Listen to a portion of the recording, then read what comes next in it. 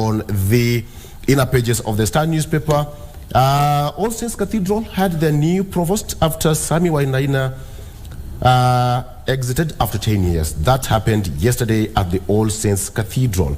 That is Reverend Canon Evan Sumolo taking reins of that particular church. Family Bank on the spot of a loss of 45 million shillings in deal with agency. That is on the Star there as far as that is concerned. And finally, a story that we need to take a look at as a nation: highways of death.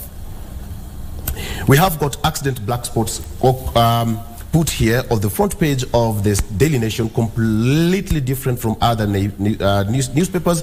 Kenya's roads are deadly, taking lives at will. With every day, it users alive one moment and gone the next, while some are left with injuries that will scar them for life. From January 1st to July 5th, at least 2,318 people have died so far on the roads. 2,000 from 1st of January to July. 12 lives per day. In a country where promises are made after every accident and no action follows. Will we continue reading from the same script as innocent lives continue to be lost? We have got different black spots from Nairobi, Central, Rift Valley, Western. You can take a look at the front page of the Daily Nation. It's completely fleshed out there for you to take a look. Kalonzo is the man. Wiper MPs tell Raila. That is Wiper leaders, Kalonzo Musyoka, saying that Kalonzo Musyoka is the man as at now. Speeding, human error, and bad roads design blamed for accidents on death. That is there. Speed bumps, and a majority of us will agree that today you wake up, you find a bump erected somewhere with no signage, with no markings, and that has been happening for quite a long time. What can you do about it?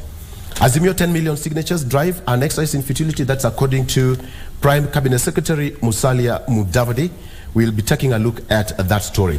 Before we take a break, how about I give you what we have on the front page of our international papers. Let me start with what's on the front page of CNN. There you have it. Biden says Ukraine is not ready for NATO membership. That's on the front page of the CNN page there. The US president's comments come ahead of an alliance gathering where Zelensky's push for membership will be among key issues. Ukrainian military reports gains near Bakhmut and Kupiansk. That is in NATO. So that's on the front page of the CNN.